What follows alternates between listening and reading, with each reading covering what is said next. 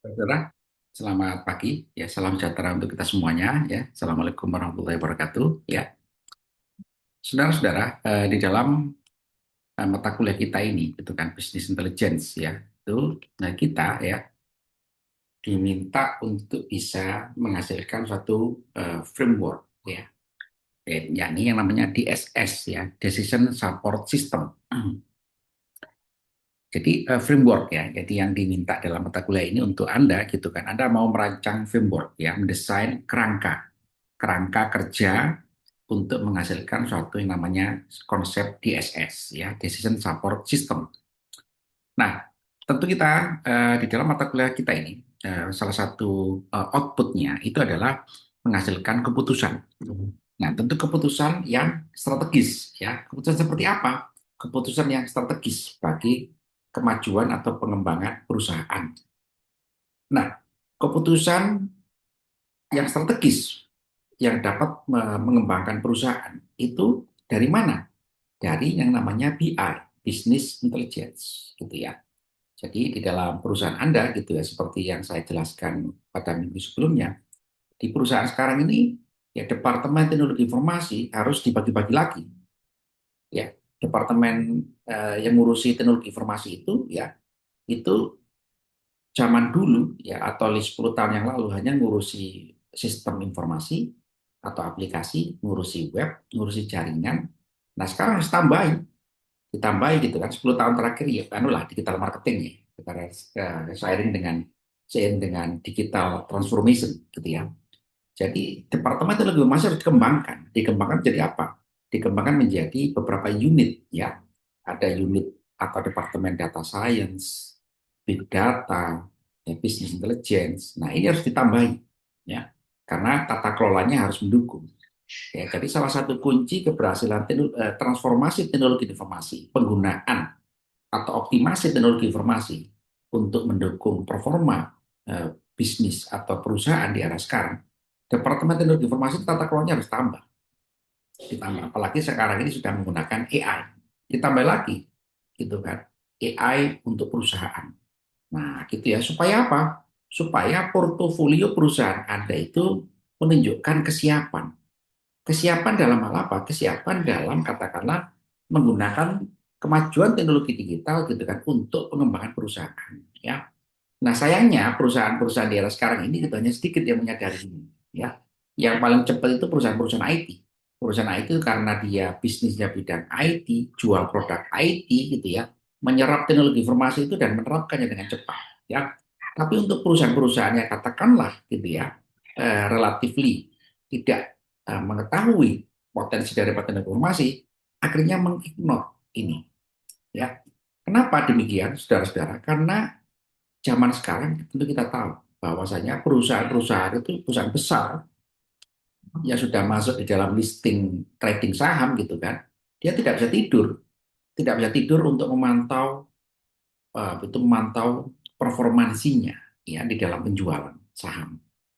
Ya, sementara gitu kan, itu eh, itu eh, investornya dia perusahaan itu sangat besar sekali investornya. Ya, jadi Anda bisa bayangkan pekerjaan berat daripada perusahaan-perusahaan yang sudah di IPO gitu ya, itu dia harus menjaga paling tidak dua hal ya, menjaga produknya ya, menjaga kualitas produknya dan juga pemasaran dan seterusnya ya, turun-turunannya ya. Yang kedua adalah menjaga performasinya di listing trading. Sebagai contoh yang saya sebutkan di dalam mata kuliah sebelumnya gitu ya, Google 3 tahun yang lalu itu hampir kalah. Dengan siapa? Dengan generatif AI. Ya, generatif AI itu muncul, orang menggunakan ChatGPT itu, wow, kok lebih bagus ya daripada Google. Berapa itu pengguna Google yang beralih ke sana? Besar sekali, ya, besar sekali, gitu kan? Apa dampaknya? Dampaknya adalah orang turun kepercayaannya pada Google, ya turun atau usernya turun. Usernya turun, apa artinya gitu kan? Artinya adalah produknya juga turun. Produknya juga turun, apa artinya? Ya pasti sahamnya juga turun. Turun semuanya. Nah, dari situ Google ya kan nggak mau tidur. Ya, dia mantau terus perkembangan gitu kan dan akhirnya dia harus menganalisa data gitu kan.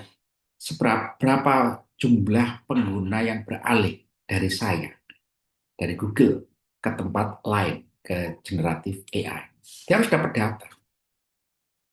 Dia dapat data dari internal, dari perusahaan, dari Google sebagai search engine juga dapat.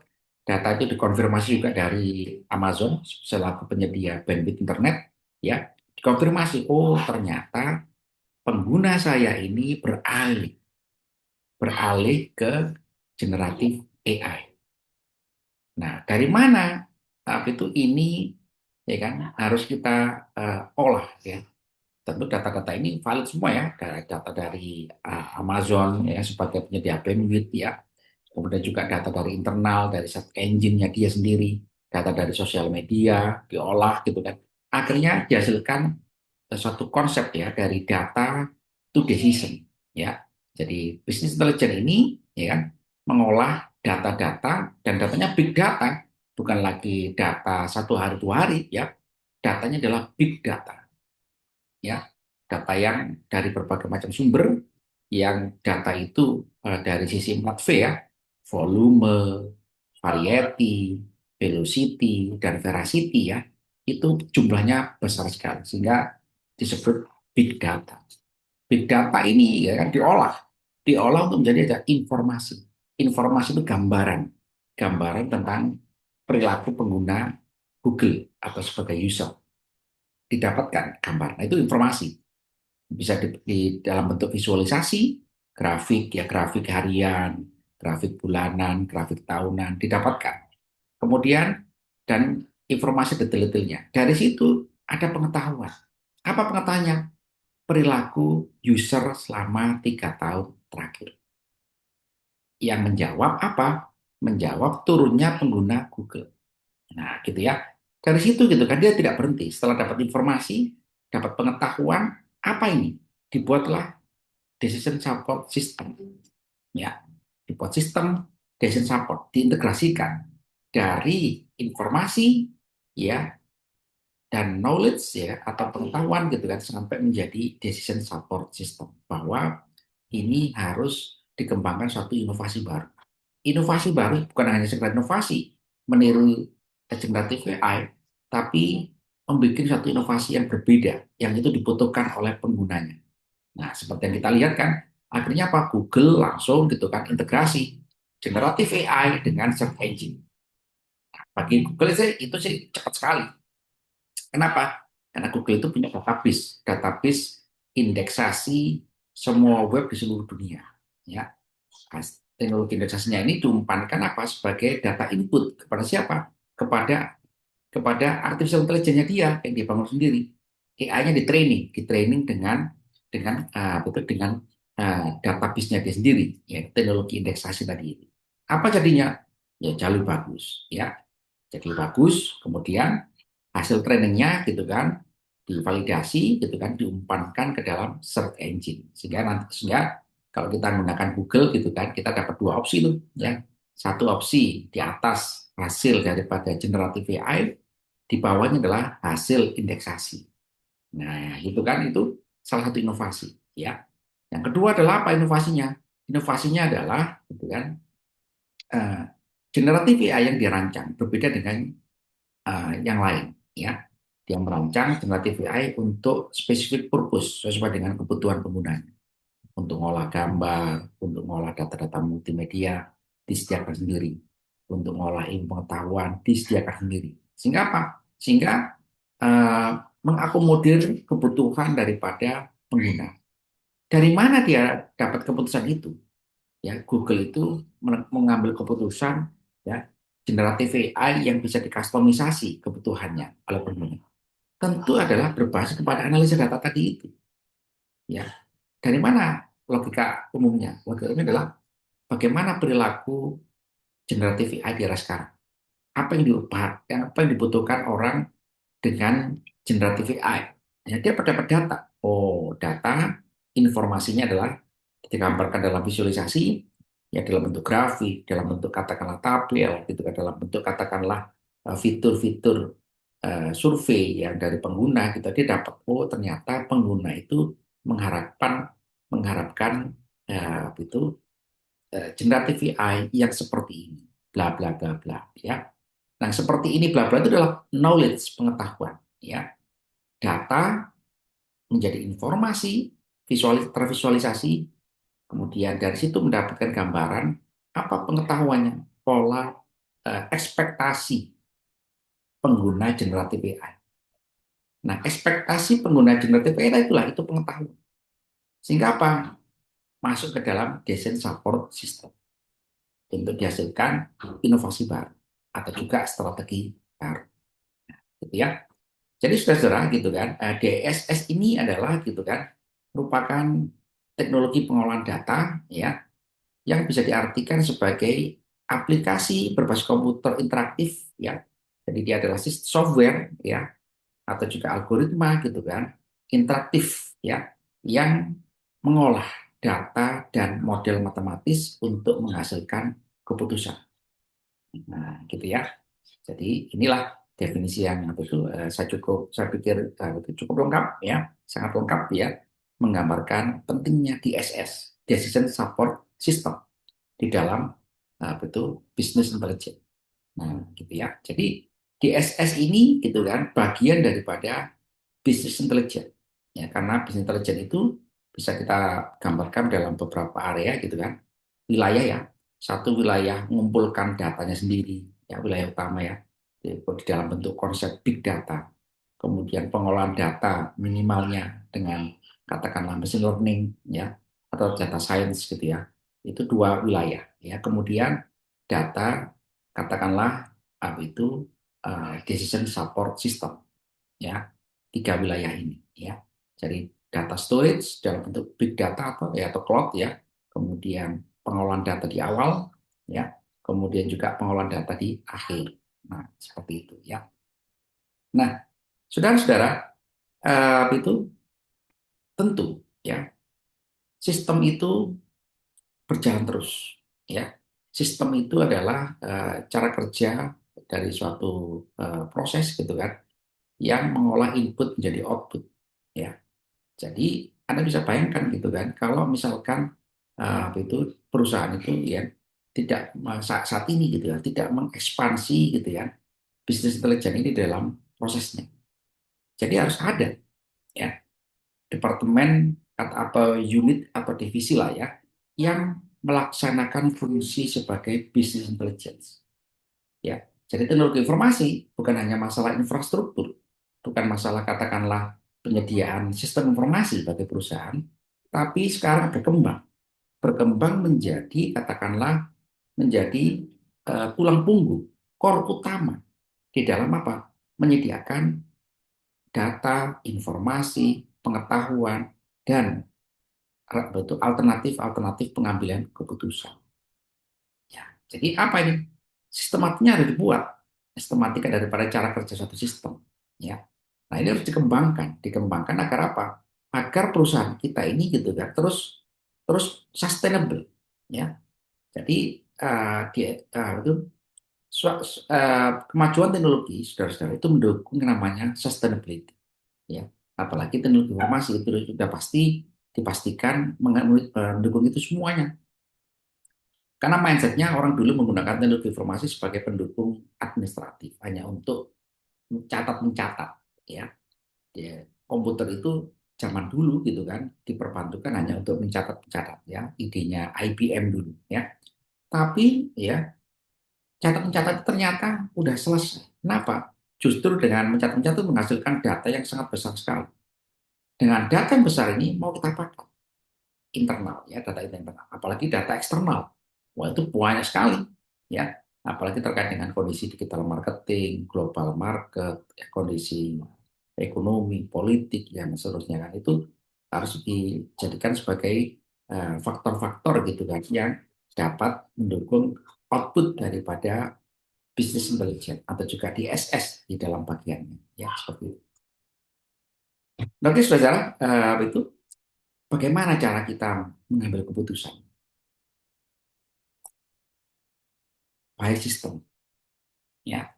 Jadi Pak yang mengambil keputusan ini sebetulnya mesin ataukah manusia di dalam BSS ini?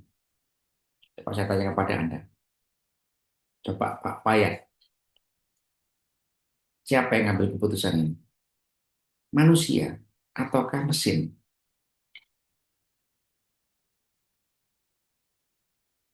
Nah, ya silakan Pak Wayan. Halo,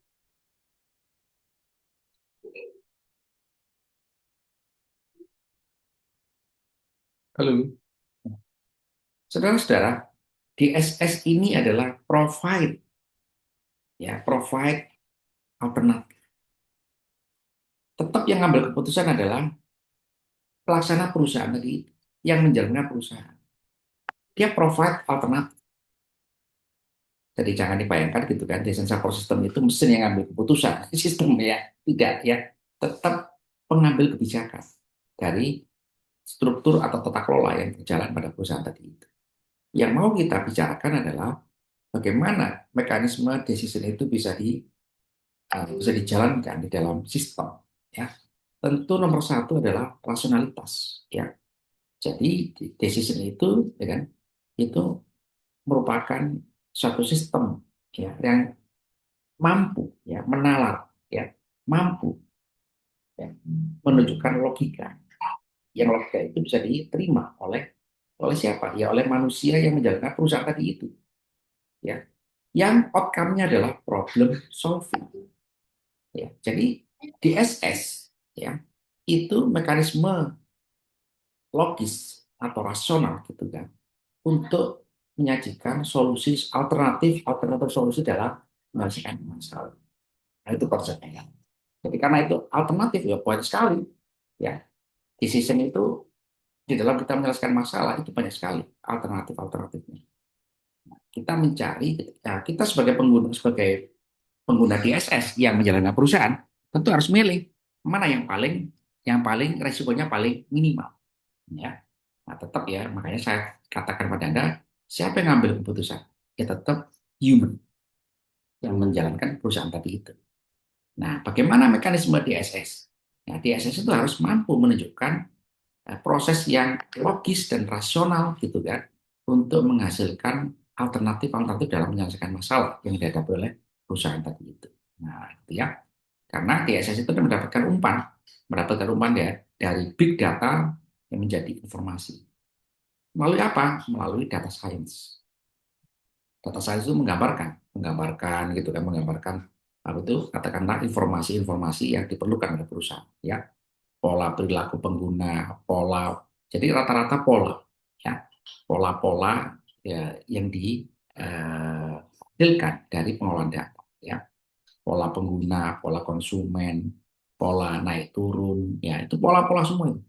Nah, pola-pola yang digambarkan secara visualisasi hasil data science itu dijadikan sebagai pengetahuan atau knowledge, ya. Pengetahuan menjadi dasar pembentukan logika bagi DSS untuk menghasilkan alternatif solusi di dalam menyelesaikan masalah. Nah, itu ya, saudara ya. Halo, Pak Mis, saudara ya. Oke, nah gitu ya. Jadi itu di dalam menyelesaikan masalah, saudara ya. DSS itu harus diberikan satu problem, ya. Dia harus recognize problem, ya, problem dan environment, ya. Baru kemudian alternatif ya alternatif-alternatif yang bisa dibangun jika ada masalah ya. Jadi DSS ini kan ditambah dengan AI ya di dalam era sekarang ini tidak ditambah dengan AI ya di mana di dalam alternatif proses ini ya atau juga dalam decision ini ya ditambahi AI artificial intelligence gitu ya. Jadi DSS ini gitu kan harus mendapatkan input masalah ya dikasih tahu masalah dan di training masalahnya ya supaya apa supaya DS ini mampu mengajukan solusi-solusi alternatif ya berdasarkan environment ya environment ini adalah betul inputan dari data menjadi informasi yang kita berikan sebagai betul informasi gambaran ya untuk mendukung kepada alternatif-alternatif yang nanti dihasilkan oleh DSS. Nah, ya. Sehingga apa? Sehingga alternatif itu dilakukan pengujian, diuji alternatif-alternatif itu. Dibandingkan apa dengan ya boleh dengan kriteria boleh ya, dengan evaluasi boleh gitu kan, sehingga dihasilkan keputusan ya. Nah, keputusan ini siap digunakan oleh pengguna, tentu oleh perusahaan tadi itu ya, seperti itu. Ada pertanyaan saudara, silakan. Ya, Izin Pak, ya silakan. bisnis owner kan kadang punya intuisi yang tajam ya Pak terkait bisnis. Ini bukan perusahaan yang besar ya Pak, bukan ngomongin yang perusahaan multinasional. Nah, apa yang harus dilakukan kalau hasil BI dan intuisi itu bertentangan Pak? Iya, Intuisi bisnis Pak. Ya. iya, iya. Itu anu ya, apa itu? Bisnismen itu memang unik ya. Bisnismen itu memang ya dia powerful ya. Jadi dia sebagai Ya, owner, Pak. apalagi sebagai owner gitu kan ya, gitu ya, gitu. Sebagai owner gitu kan, ya mau nggak mau kan semua kalah itu ya, gitu kan, gitu kan. Kalau bisnisnya itu adalah miliknya sendiri, ya. Tapi berbeda kalau bisnisnya itu adalah sudah kepemilikan publik, ya. Ownernya itu hanya memiliki saham terbesar, kita jangan ya, saham mayoritas ya.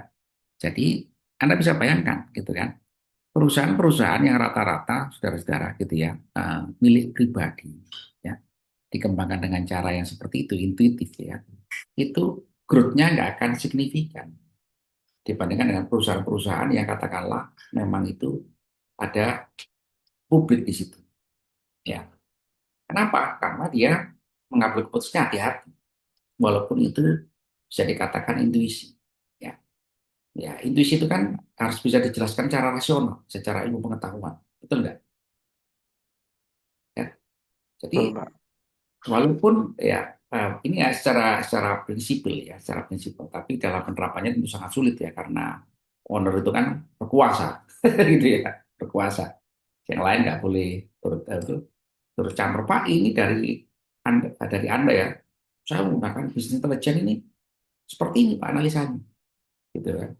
Tapi dari sisi owner gitu kan, karena dia mungkin pengalaman ya, dia juga punya kemampuan yang mungkin tidak ditunjukkan gitu kan, sehingga dia menghasilkan keputusan yang berbeda dari Anda sebagai bisnis intelijen. Ya, memang Anda kalah. Ya mau nggak mau harus ngikuti karena pemilik perusahaan siapa yang bisa ngelak, gitu kan? Gitu. Nah, nggak apa-apa. Ya, Anda sudah melaksanakan tugas dari sisi profesional. Ya, Anda menyajikan solusi alternatif berdasarkan analisa data, berdasarkan DSS. Itu udah benar. Makanya tadi saya katakan kepada Anda gitu kan, DSS itu apakah mesin yang ambil keputusan? Bukan, manusia. Manusia siapa? Penggunanya yang menjalankan perusahaan. Nah, masalahnya menjalankan perusahaan ini kan tidak satu, ya. Ada yang paling di atas, owner. Nah, owner itu yang paling tinggi. Kalau ownernya mendengarkan, ya bagus. Kalau tidak mendengarkan, ya nggak apa-apa. Gitu kan. Paling tidak, secara tugas Anda sudah benar. Ya. Bahwa nanti berbeda hasilnya, ya Anda kan bisa menyampaikan dengan baik.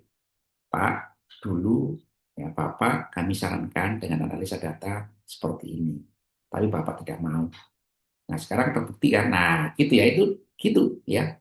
Ya pasti berbeda, ada pasti banyak perbedaan di situ ya. Apalagi ownernya gitu kan tidak menyadari gitu kan bahwa pengambilan keputusan di era sekarang ini berbasis kepada analisa data dan informasi dan pengetahuan. Nah, gitu ya. Bagus pertanyaannya ya. Halo, Siap, makasih Pak. ya, gitu ya. Jadi Anda sudah melaksanakan tugas ya bahwa itu tidak digunakan oleh owner ya nggak apa-apa, itu kan. Kan nggak mungkin kita berantem dengan owner, saya dipecat nanti itu kan. Jadi ya. Oke, itu udah bagus ya. Contohnya siapa yang berhasil? Google. Nah, Google itu berhasil ya. Karena dia memang menyadari teknologi informasi ya. Dia tahu kenapa kok pengguna saya drop. Kemana dropnya ini? Dia tahu jawabannya. Dan dia tahu strateginya. Nah, itu salah satu contoh keberhasilan penggunaan data. Ya, penggunaan data yang bisa, kan gini ya, perusahaan itu kalau ditanya gitu kan, kenapa penjualan menurun? Halo, saya tanya kepada Anda, kepada Anda, jawabnya mudah nggak? Kalau misalkan produk itu penjualan menurun. Halo, Sulit sekali ya, ya kan? Ya, sulit sekali. Mulai dari level level level itu, mulai dari level manajer, direktur, sulitan jawab. Ya, sangat sulit menjamin. Kenapa kok penjualan menurun? Atau juga kenapa kok meningkat? Ya, kualitas produk udah bagus, kualitas service udah bagus. Ya, digital marketing nggak nanti. Tapi kenapa kok menurun? Itu kan harus ada data yang yang menunjukkan ya, betul nggak? Ya, Iya Pak, betul Pak. Betul. betul gitu. Kita sulit menjawabnya, gitu kan? Nah, memang kita kita tidak tahu, gitu ya.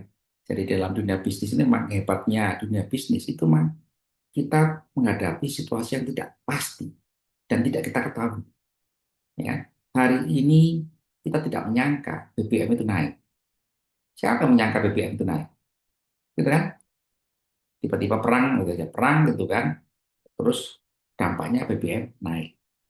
Nah, kita nggak tahu situasi yang tidak uncertain ini. 2025 kemarin, ya kan, perusahaan itu kan tidak ada yang bisa meramal gitu kan.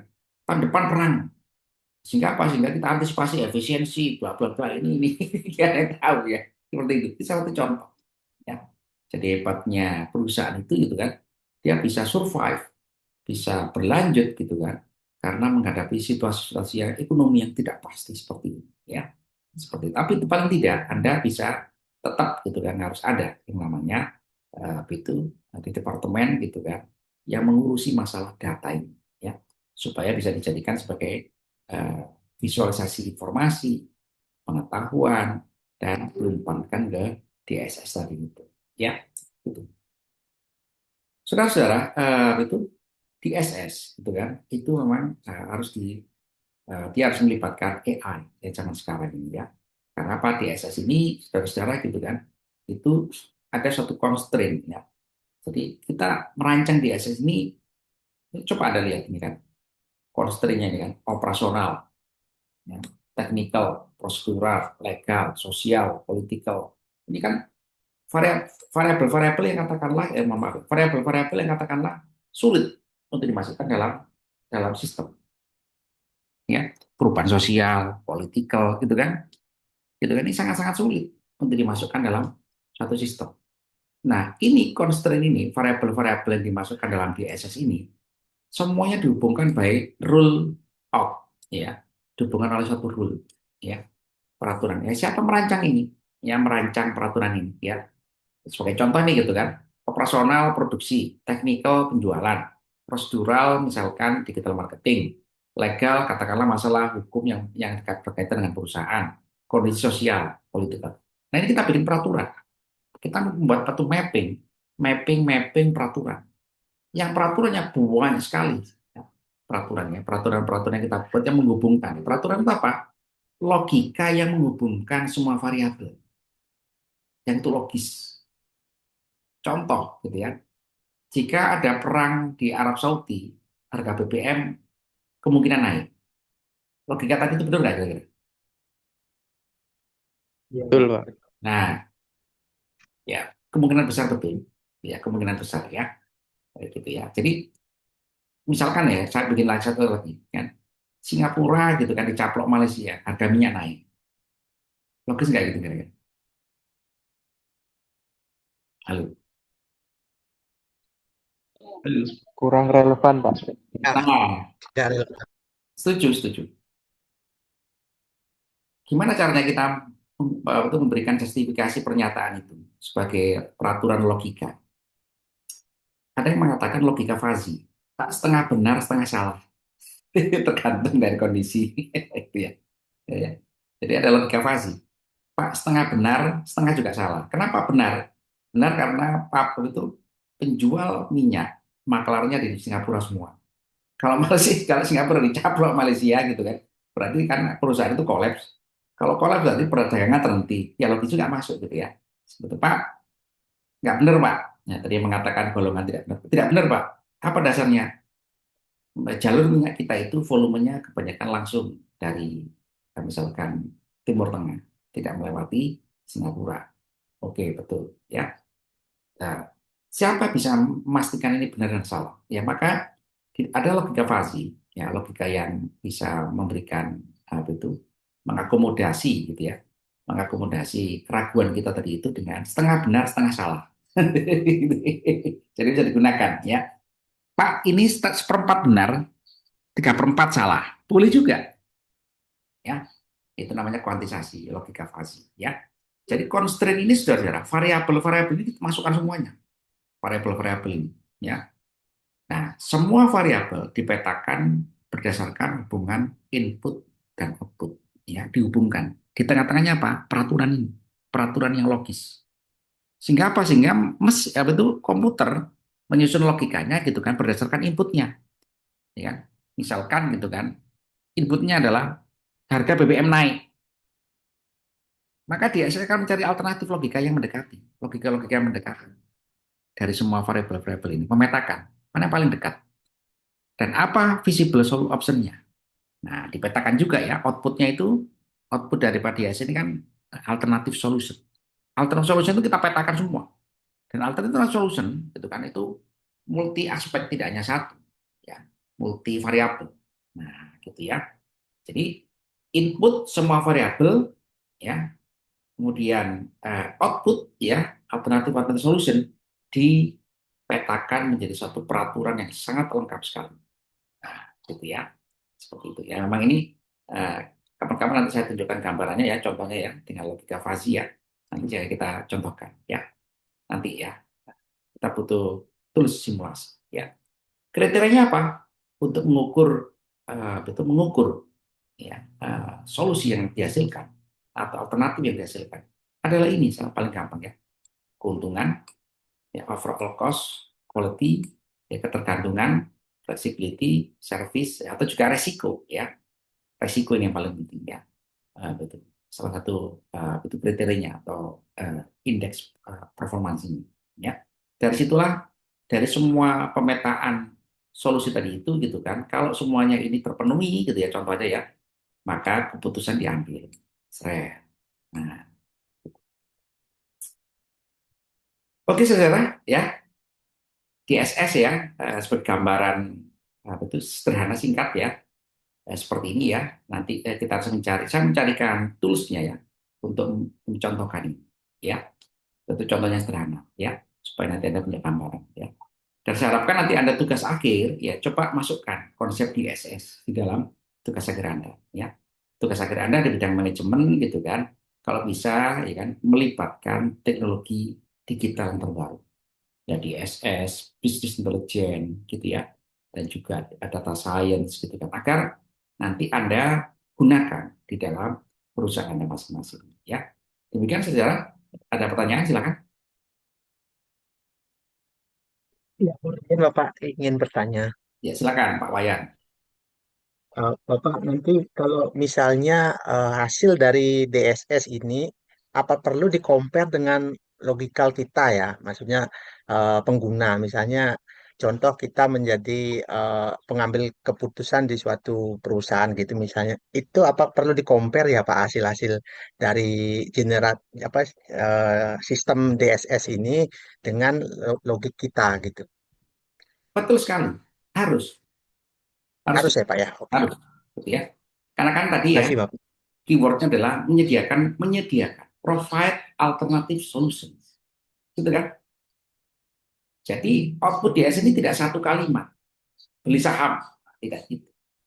Ya, outputnya banyak sekali, outputnya dengan pertimbangan-pertimbangan, ya, analitik. Nah itu yang bagus seperti itu biasa ya. Tidak satu keputusan beli, nah, tidak ya, tapi harus ada listening. Kenapa? Karena ada kriterianya. Betul nggak profitnya bisa meningkat? Betul nggak ada efisiensinya?